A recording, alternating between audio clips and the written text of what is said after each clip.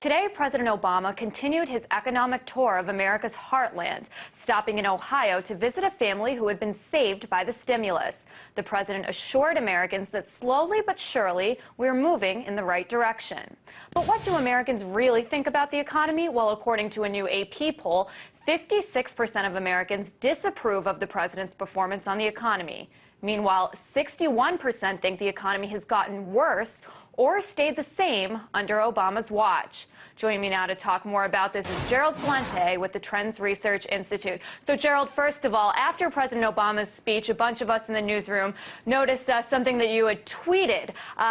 You said it's presidential porn, promises economic orgasm, but there's no happy ending. What did you mean by that? Well, the New York Times, the self-proclaimed paper of record, called what we did when we forecast that this terrible recession would happen, they called it pessimism porn. What Obama's doing out there is he's hustling a confidence game. It really is presidential porn, that if you just wait until Election Day and have confidence, there'll be an economic orgasm at the end of the day. And the facts are in the words. Let me read what he said today.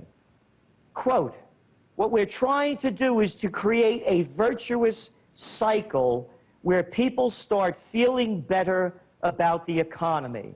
Virtuous cycle? Maybe you could call it a circle jerk. Because the president goes on to say that, quote, what they're trying to do is to convince the public that if they'd only build their confidence and they would go out and spend more, and that if businesses had more confidence, they would hire more. He is a confidence man, a con man, a con game. They're not creating jobs. What did they create? They dumped in nearly $11 trillion that was lent, spent, and guaranteed to stimulate the economy. The job numbers are terrible, way, way below what they had forecast. And Gerald, you know, our viewers got a chance to, while you were kind of reading those quotes, actually take a look at your tweet too. But come on, Obama assured the citizens of Ohio today not to worry, that we're on the right track, as I said before. And actually, let's listen to a little bit of what he had to say today. Slowly but surely, we are moving in the right direction. We're on the right track. The economy is getting stronger, but it really suffered a big trauma. And we're not going to get all 8 million jobs that were lost back overnight. It's going to take some time. So slowly but surely, we're moving in the right direction, right, Gerald? That's the same line they use regardless of what it is. Let's look at the two losing wars America's fighting.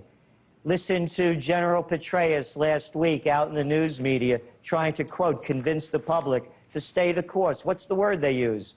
We're making progress. Progress is the White House favorite word. Every time they're losing, it's the same old story. When it's the war, more men, more money, more time. And whether it's the economy, more time, more money. No, they're not making progress. We are not pulling out of this recession. We haven't left it. It's not a double-dip recession. It's not a W. It's not a V. It's not an L. It's a recession heading to a depression. Then, I mean, is he just lying when he's saying to the people of Ohio that we're gaining new jobs, that we're building more infrastructure, and that the stimulus helped many Americans keep their jobs, and that the economy is growing? I mean, let's listen to something else he said today. What we're trying to do is create sort of a virtuous cycle where people start feeling better and better about the economy, and a lot of it's sort of like recovering from an illness. You get a little bit of stronger each day, and you take a few more steps each day, and that's where our economy is at right now. So it's like recovering from an illness, right? Doesn't he have a point there? You know, it can't happen all overnight, but progress is being made. You're not recovering from an illness if you're not getting healthy. You're only on drugs that are hiding the symptoms as the disease keeps rotting away your body. And that's all this stimulus has been. It's been a money drug. let's get back to the facts over here. I heard President Obama say how all this is going to help small businesses. The fact of the matter is that the too big to fails got even bigger. The jobs that are being created, hey, guess what? You want a job as a clerk, a cashier?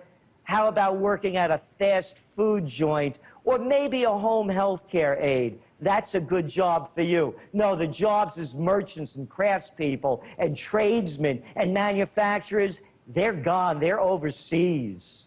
So let's talk about, specifically who he went to visit today. He went, Gerald, to visit a family that was supposedly helped by the stimulus. I believe this guy's name was Joe or something like that. He owned an architecture firm. He was able to keep 2 of his employees that were going to get laid off and got work rebuilding a police station supposedly because of the stimulus. I mean, that's concrete proof right there that the stimulus worked.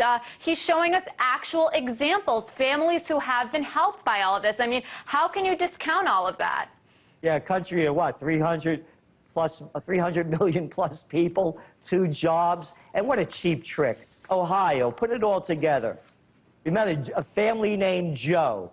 You remember Joe the plumber? Whether it's Republicans or Democrats, they go for the same cheap trick. The Republicans, of course, try to get Joe the plumber.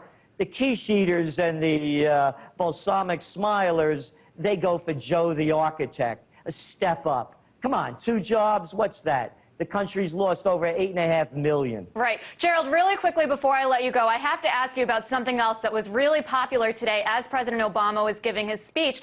It was one of the most popular Google trends. It's the Hindenburg Omen, apparently an indicator that shows when the stock market is about to crash. Why are people talking about this? And tell us really quickly, what is the Hindenburg Omen, and is it showing that the markets are about to crash?